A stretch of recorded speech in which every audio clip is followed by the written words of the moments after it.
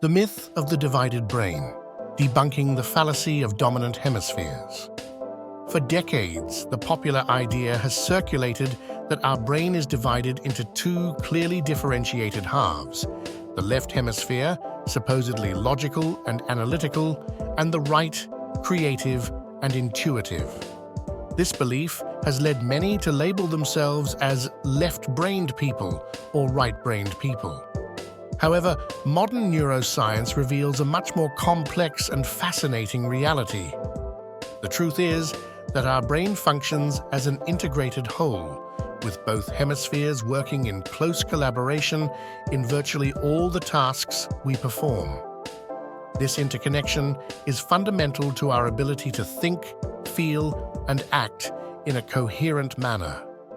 The origin of this myth can be traced back to studies of patients with split brains, people who had their corpus callosum, the structure that connects both hemispheres, severed as a treatment for severe epilepsy. These cases, although fascinating, are extremely rare and do not represent the normal functioning of the brain.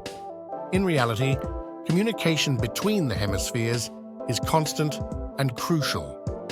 For example, when we speak, areas of the left hemisphere are activated to process grammar and vocabulary, while regions of the right hemisphere contribute to the intonation and emotional context of speech. This collaboration is what allows us to communicate effectively and nuancedly. Even in tasks that were considered the exclusive domain of one hemisphere, such as mathematics for the left or creativity for the right, neuroimaging has shown that both sides of the brain are active and contribute significantly. Brain plasticity, the brain's ability to reorganize and adapt, also challenges the idea of rigidly specialized hemispheres. In cases of brain injury, for example, one hemisphere can partially assume the functions of the other, demonstrating the flexibility and resilience of our thinking organ. So why does this myth persist? In part, because it offers a simple and attractive explanation for individual differences in abilities and personalities. It's easier to say, "I'm a right-brained person," than to acknowledge the complexity of our cognitive and emotional capacities. However, clinging to this belief can be limiting. It can lead people to pigeonhole themselves, avoiding activities or learning that they consider outside their brain type. In reality, we all have the potential to develop a wide range of skills, regardless of our natural inclinations. Understanding the brain as an integrated organ has important implications in various fields.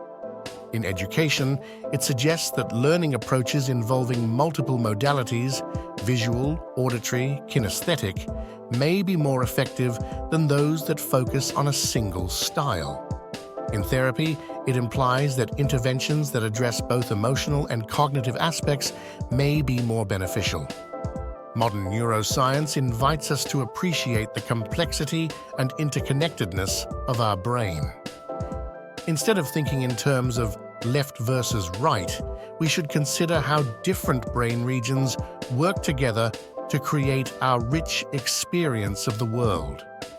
This integrated view of the brain raises fascinating questions. How can we promote greater collaboration between different brain areas? What implications does this understanding have for the development of artificial intelligence? How could this perspective change our understanding of neurological and psychiatric disorders? The human brain remains one of the most complex and mysterious objects in the known universe. Each new discovery reminds us of how much we still have to learn about this extraordinary organ that defines who we are and how we experience the world.